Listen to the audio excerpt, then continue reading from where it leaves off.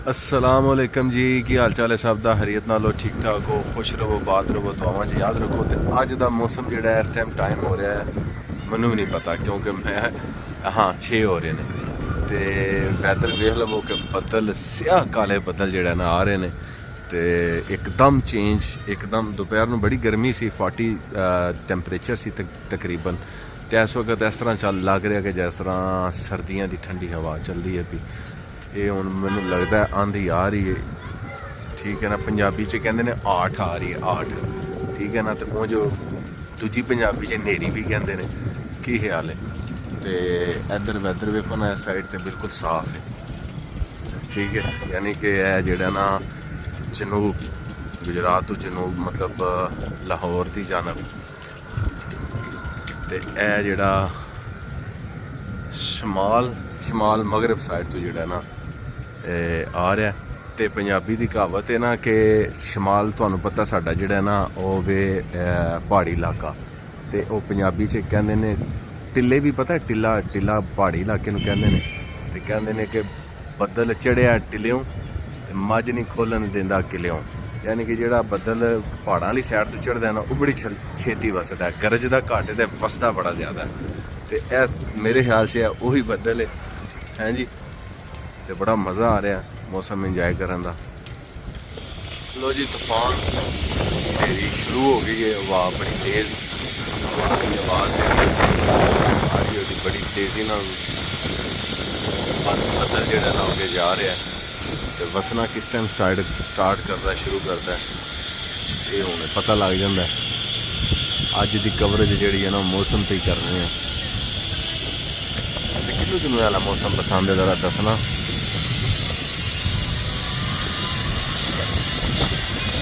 तूफान स्पीड ना आ गया।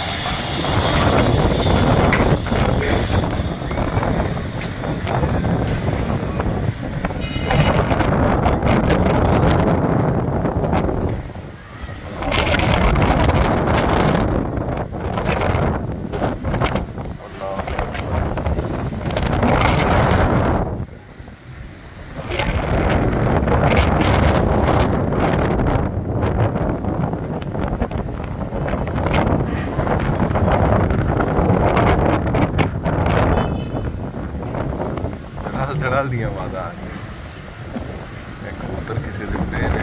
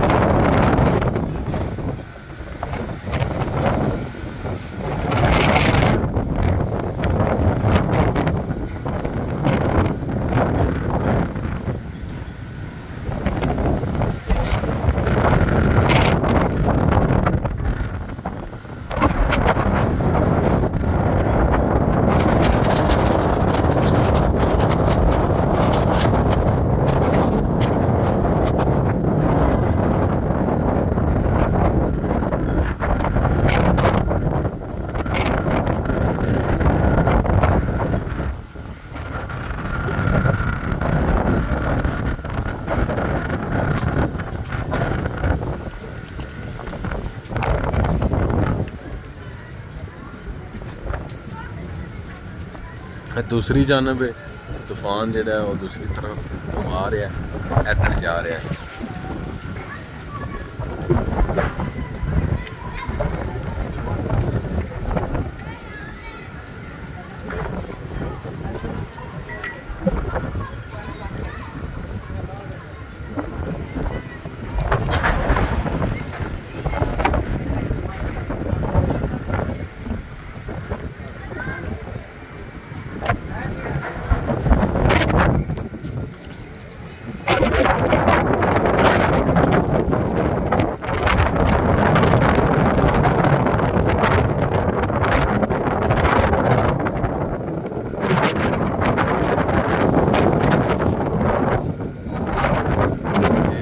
देखें ये कैसे खा रहा है। ऐस बच्चे नू सिर्फ खान दा प्यार रहिंदा है यार। एनू कोई बस खाओ खाओ खाओ बस। चाउमीन क्या खा रहे हो आप? Chowmein chowmein. आलम अली आप? चाउमीन। मीर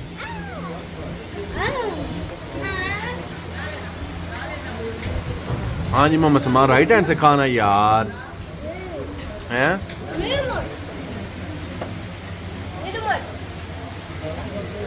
यार ये क्या है? जल फ्रेजी। वाओ सैलड बच्चियां खाते ही नहीं हैं, बड़े गंदे हो।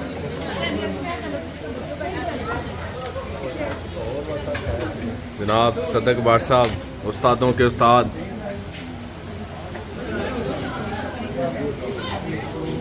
सेठ मीर लिहाज साहब इस बारी कुछ करन दे, जोश मारन दे इस बारी, फिक्र ना कर भाई। इस बारी मैदान मारन दे भाई। हाँ जी चाचा